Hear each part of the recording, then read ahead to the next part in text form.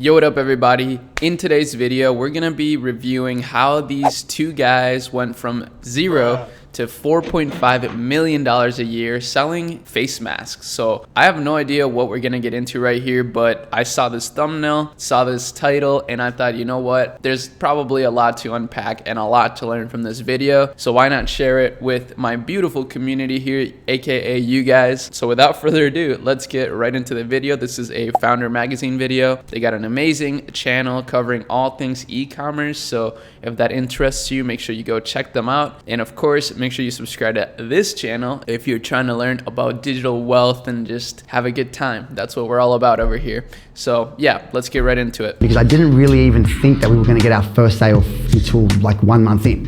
And it was 2 days in, and then our Shopify store crashed. So we had no sale for 2 weeks. Yo, let me know if you guys like the captions on these reaction videos. I think it's kind of helpful for those of you that don't have English as a first language. So let me know in the comments right now if you would rather have captions on or off.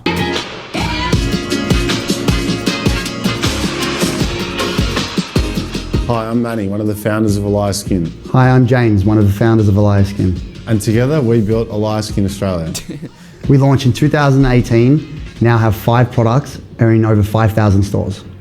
And we can't wait to share our story with you. Incredible, you guys done it before. Yeah, that was like very robotic. That good?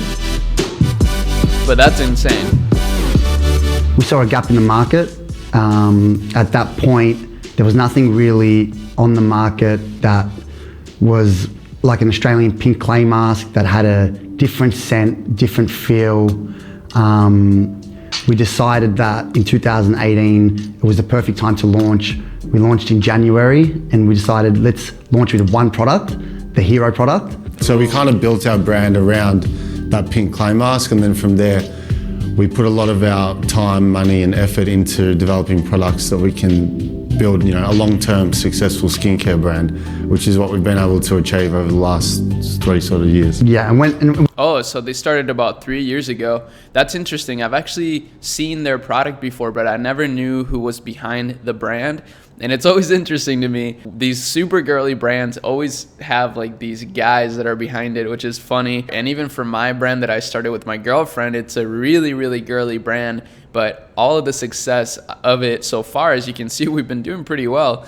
I can attribute to her. Like, I would not know how to market this stuff as well as she does. I think that's a great idea, having like a hero product and building a brand and a foundation on top of that product. That's sick. When we launched quite strong into the market. We launched with 500 micro influencers. We thought that was a great cost-effective way to really build the brand. And we, after 9 months to 12 months, once we launched into Priceline, we knew that we weren't just going to go into Priceline and we're going to be off their shelves straight away. We thought because we took so long to build our brand and we waited to launch into a massive retailer, we knew that people were going to go to Priceline looking for our mask because we'd spent so much money and so much time on really building brand awareness and brand equity. And I guess pairing with that, the PR efforts that we did, making sure that we're across every publications that fit in with our demographic, and we knew that the readers of those publications were going to be interested in our products. So I remember when James and I started this brand, we were in a 2x2 meter office with no windows, and we were working, 6 to 12 months out of launch date in this little hut. It felt like a hut with no air and no light.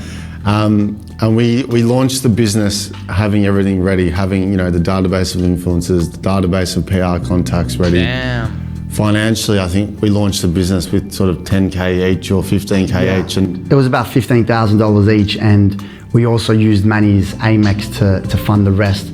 So $30,000 each plus an Amex card to build credit on. Very, very interesting. That's the definition of bootstrap, but that's still a pretty big investment. That's a big financial decision, and I guess that's what it takes to build a huge brand like this, unless you're starting with dropshipping, which is pretty clever. That's what we did for our little brand, and we're already profitable. Which had a limit of about $50,000. So really, we were all in with this, and I had quit my job at the time. Manny had also no job at the time. So we were we were like, this is it. We need to make this work. And I think that's what was extremely important when we launched. The boats. We knew that we had nothing to really fall back on at that time. So this had to work.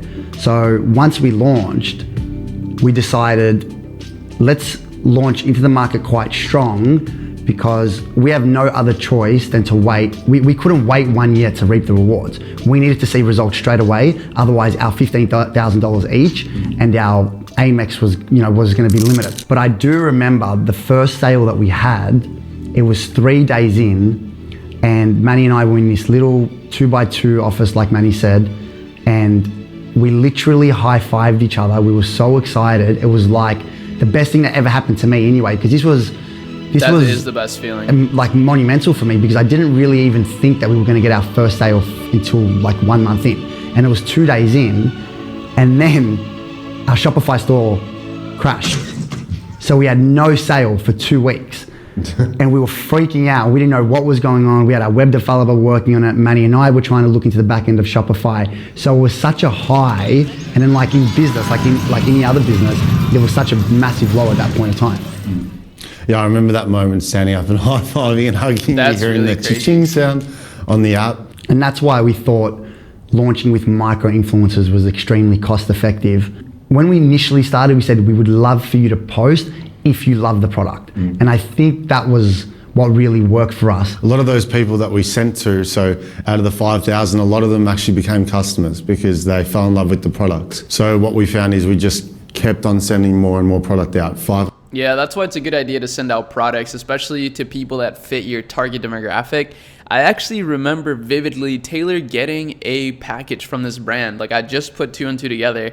They reached out to her as a micro-influencer, and she reviewed this product for them. So pretty interesting. I guess I'm somewhat connected to these guys in a way. But wow, I can't believe that they went 2 weeks without another sale after their first sale. That must have been so stressful. Like, I can't even imagine that. I literally, if there's like a couple hours that go by with no sales, I'm already like stressing out. Hopefully this is a good lesson for those of you that are very impatient and you're not willing to give your business your all, because this is what it takes. Every single week without fail, because that's reinvesting in your brand, building brand equity, your potential consumer base, and you're also getting reviews and you're getting marketing content, like before and after shots. So it's perfect for building your brand when you've got a low budget at the start.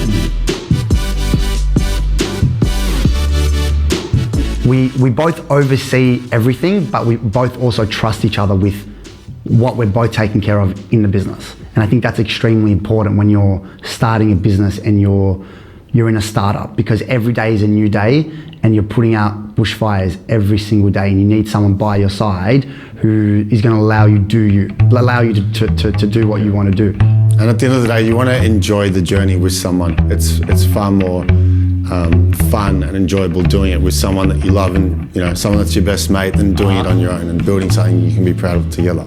Cute. He understood what I was doing and I understood what he was doing. So both of us could oversee that, and that just allowed us to not step on each other's toes. And if there was a little mistake there in the moment, we would just help each other fix that and help each other pick each other up rather than crushing each other. It's never good to talk down to someone. It's always good to help them and support them. And that's what we both did with this business from day one. And I think being a dynamic duo is, of course, cliche, but in this case, it really does work, because my weaknesses are Manny's strengths and Manny's weaknesses are my strengths. And I think that's why we both work so well together. So initially we first trialed and errored 3 to 4 manufacturers. We reached out to maybe 10, and then we just decided we'd get a short list together. We had 3 or 4. We received samples from 3 manufacturers, and we straight away knew that the one manufacturer that we ended up choosing in the end was going to be the one that we're going to work with, because their first sample was the best. That didn't say that we used that first sample or launched that first sample. We probably received 10 to 15 different samples from them. And we initially launched this business because my sister had acne growing up, Manny had acne growing up, and we wanted to find something that was cool to have in your bathroom, but that would also work. Yeah, we also looked for communication with the manufacturer. We wanted communication to be good and open because That is really important. they're sort of the core crust of your business, the manufacturing. It's very obviously so important. So you need to find someone that is good at communicating with you and that you get along with them, because you want them to work and support your business with the products you're making and put love into making the products.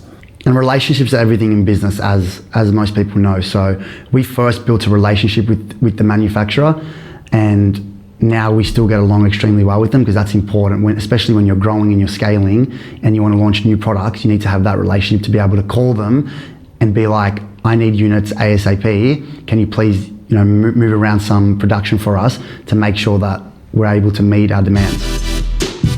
These are great tips. I love these guys. So in terms of spending the money when you launch, I guess it's through trial and error to an extent. So as we've said previously, we both had previous Shopify stores and e-commerce brands, and we'd put money into places where we shouldn't have. So we just learned from those mistakes, I guess. And we also ran the business pretty lean at the start. It was the two of us doing pretty much everything at the start for a period of 6 months or so. Damn, that's me and But Taylor that was right great now. because it allowed us to know every aspect of the business back to front before we delegated to other people, and that's extremely important. But I think like we didn't hire any staff in-house until 2020. In terms of spending the budget at the start, we thought wherever we spend money, if we don't get a return on investment, as long as it's brand building and brand awareness, we were fine with that, because we knew we had a great product. So in the long run, customers would come back and buy eventually anyway. So for instance, if we were going to work with influencers that weren't giving us a return, we knew that they were giving us user-generated content, which was great for our Instagram and our socials. And number two was building our brand. Micro-influencers are huge. so if there's one thing that I would tell a younger Manny in 2018 when I launched Light Skin with James, it would be to really delve deep into who you want your core audience to be. For example, female skincare, we're not selling to every female. We know exactly the age bracket, their demographic, what they're interested in, and we know how to market to that audience. And I wish that was something that we delved into a little bit sooner rather than later, because it would have meant that we spent less money on marketing to people that weren't interested and didn't mirror the brand image that we were trying to promote. That's a good point. Definitely our biggest fear was when one of Manny's friends, who's quite up there in e-commerce, he told us, look, if it was me, I would probably give up on the business. And we just thought, that's not going to happen. That wasn't an option for us. We're going to keep pushing. We're going to keep working hard. We worked 20 hours a day for the first 3 months until we were profitable. And that was when, I guess, we started to reap the rewards. Beautiful. That's awesome. Very inspiring. And now with 5 products in over 3,000 stores, we have a goal of launching into 5,000 to 10,000 stores over the next few years, but building a global brand. We feel like we have a strong foundation in Australia, and we feel like that was a great way to start. But now it's really time to expand into different markets such as the UK, Canada, potentially Europe as well. And in that way, we What become a about the US, multinational brand bro? with over 10 SKUs and not only being just an e-commerce brand where we're gaining sales from online, but we also have distribution as well, which gives us another revenue stream, which is extremely important, because diversing your revenue is everything, I guess. That way you mitigate risk. Hey guys, hope you're... Okay, so that's it. Wow, what a great little video right there. I learned a lot from it. I always learn a lot from these reaction videos, so I hope that you guys also enjoy them. And at the end of the day, that's what this channel is for us to learn as much as possible together. And yeah, I'm really excited to do an update on this brand right here, because like they said, I mean, it took them 3 months to be profitable. It only took us 2 months to get to profitability, so maybe this is the next Elias Skin right here. Maybe this will be a $4.5 million a year brand a year from now. So yeah, pretty exciting stuff. I'm trying to make an update on this really soon, because we have added a new revenue stream as well. And he mentioned that, which I actually think is really, really clever to think about, how you can diversify the revenue for your brand. So let me know if you got any takeaways from this, any motivation, whatever it is. Let me know in the comments. I'll love to answer your comments and just have a good conversation down there. That's always a fun time. But that's all I got for today. We've been pumping out content like crazy, just trying to learn as much as humanly possible. But that's all I got for today. I hope you have an amazing rest of your day, and I'll see y'all in my next video. Peace.